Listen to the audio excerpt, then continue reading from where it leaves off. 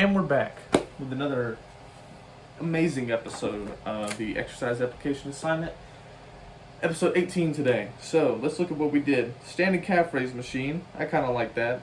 Getting heavier on it is certainly making things, feel a lot better. I think training calves heavy has changed my calves significantly. Seated hamstring curls right after that. Leg press, Smith machine squats, Smith machine sissy squats, and stiff-legged Romanian deadlifts. Bit of a tough day today, I'm not going to lie to you. It was kind of hard for me to get through the workout today. I don't know. It was just one of them days, man. Just one of them days. But yeah, let's talk about it. Let's talk a little bit more weightlifting specific stuff. I've probably mentioned before about the acid-based balance stuff. So when we're exercising, we're performing fast glycolysis because we're lifting weights because we're not a weenie, and doing some lame-ass cardio. But when we're exercising, right, we have this buildup of acid in our blood. Why? Okay, we have ATP hydrolysis when we hydrolyze ATP during muscular contraction, which happens a butt ton, right? If we think about making a cross-bridge cycling with each one of our myosin heads, we'd only result in a 1% contraction, which is super small. So think about traveling through a long range of motion over and over and over again, slow and controlled, and an explosive, of course, on the contraction. The concentric. But when we do that, there's obviously a lot of ATP hydrolysis. So we have phosphorus, inorganic phosphorus, and hydrogen that's sloughed off. Another source of hydrogen, we have lactate plus hydrogen that occurs when we're performing fast glycolysis, and the pyruvate is converted into lactate. Then we have CO2. CO2 that is created from, when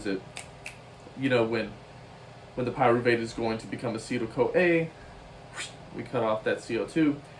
We also have some in the Krebs cycle in general, I believe.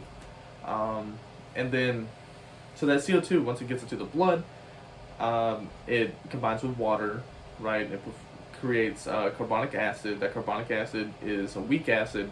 It's unstable, so it's going to be converted into bicarbonate and a hydrogen. That hydrogen is going to denature, it's going to bind to the red blood cell, denature hemoglobin. That's going to give us back oxygen. Oxygen is going to be delivered to the muscle cell.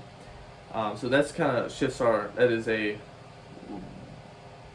a right shift to our deoxyhemoglobin. That's a right shift to our oxyhemoglobin dissociation curve. What does that mean? It favors oxygen unloading, oxygen offloading. So during exercise, that makes sense because we gotta deliver that oxygen to our muscles.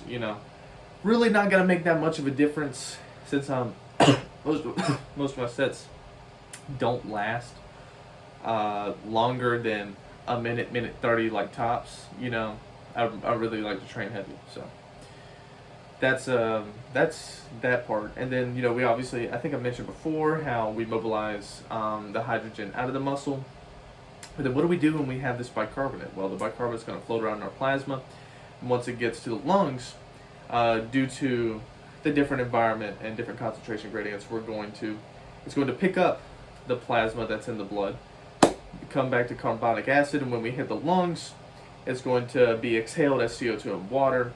And that's why we hyperventilate. That's why after you finish a heavy set of squats, Smith machine squats or whatever, then you're going to be breathing really heavy, because your the carotid bodies and your carotid arteries are sensing the amount of their chemoreceptors.